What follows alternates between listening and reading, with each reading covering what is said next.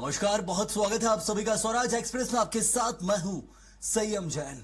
और खास खबर से करेंगे शुरुआत, जहां विधानसभा बजट सत्र का 6वां दिन आज था और विधानसभा में 2026-27 अनुदान मांगों पर चर्चा हुई है। उप मुख्यमंत्री अरुण साव के विभाग को लेकर भी चर्चा हुई, तो वहीं कांग्रेस विधायक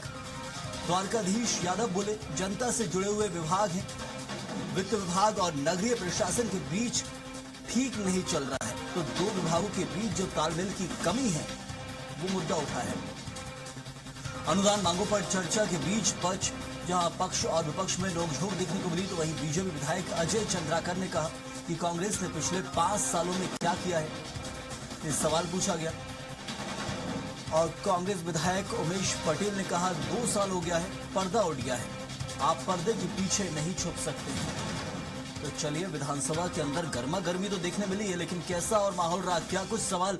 करते नजर आए विधायक, बताएंगे हमारे सहयोगी। इस वक्त हमारे साथ जुड़े हुए हैं दिलीप साहू। दिलीप, ये जो विधानसभा का सत्र था, 6वां दिन आज था, कुछ मुद्दों को लेकर जहां सदन गरमाया रहा, लेकिन खास तौर पर क्या कुछ ऐसे जो मुद्दे रहे जिनको लेकर सत्ता पक्ष और विपक्ष आमने सामने नजर आए?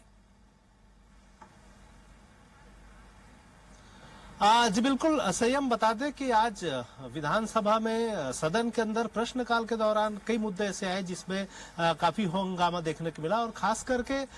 धान के मुद्दे को लेकर पहला मामला जो उठाया था वरिष्ठ आदिवासी नेता कवासी लखमा और बस्तर के नेता लखेश्वर बघेल ने, और उनका साफ तौर पर कहना है कि जो खरीदी होनी चाहिए थी धान की वो समय पे नहीं हुई, बहुत सारे आदिवासियों की नहीं हुई, जिसकी वजह से आदिवासी किसान परेशान है और वे अपने केसीसी लोन भी पटाने में सक्षम नहीं हो पाए। वही दूसरा प्रमुख मुद्दा अफीम की खेती का है, जो शून्यकाल में कांग्रेस के तमाम विधायकों ने, नेता प्रतिपक्ष डॉक्टर चरणदास महंत की ओर से उठाया गया, उसके बाद पूर्व सीएम भूपेश बघेल सहित तमाम बड़े नेताओं ने मामला उठाया और स्थगन प्रस्ताव लाकर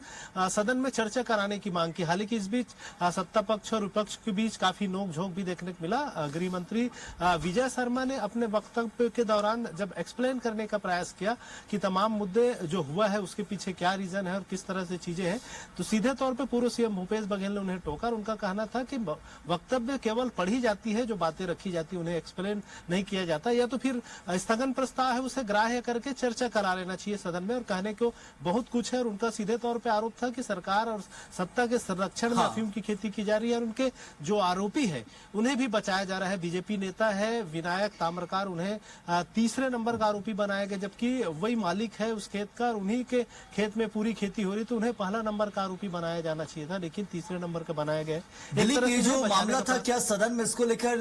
गहमागहमी देखने को मिली? क्या पक्ष और विपक्ष आपस में टकराते भी नजर आए थे? क्योंकि ये बड़ा मामला है, हम देख रहे हैं लगातार विपक्ष इस पूरे मामले को प्रदेश में उठा रहा है, विधानसभा के अंदर भी इस मुद्दे को लेकर जहां एक तरफ भूपेश बघेल यदि इस मुद्दे को उठाते नजर आए हैं, तो क्या कुछ मांग की जा रही थी मुख्य तौर पर आरोपी बनाने के साथ? क्योंकि हम देख रहे हैं कि इस मामले में बीजेपी की जो छवि है वो धूमिल हुई है।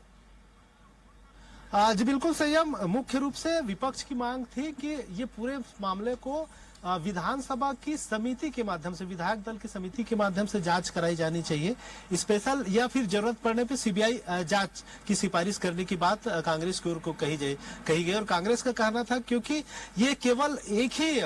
मामला सामने आया है, फार्म हाउस में जो उस तरह से खेती की जा रही थी, उस तरह से अलग अलग राज्यों की सीमाओं से लगे हुए बहुत सारे जो फार्म हाउस है वहां भी इस तरह के मामले सामने आ सकते हैं अगर गहराई से जांच की जाए। इस तरह की मांग उनके द्वारा की गई कि विधानसभा के विधायकों की विधायक दल की समिति इस पूरे मामले की जांच कराने की मांग की। जी सही, बिल्कुल, बहुत शुक्रिया आपका दिलीप, इस करके लिए आप बने रहिए हमारे साथ। तो फिलहाल जो विधानसभा का सत्र गरमाया हुआ था, कुछ मुद्दे भूपेश बघेल उठाते नजर आ रहे थे और उन मुद्दों को लेकर चर्चा की मांग भी कर रहे थे सदन के अंदर।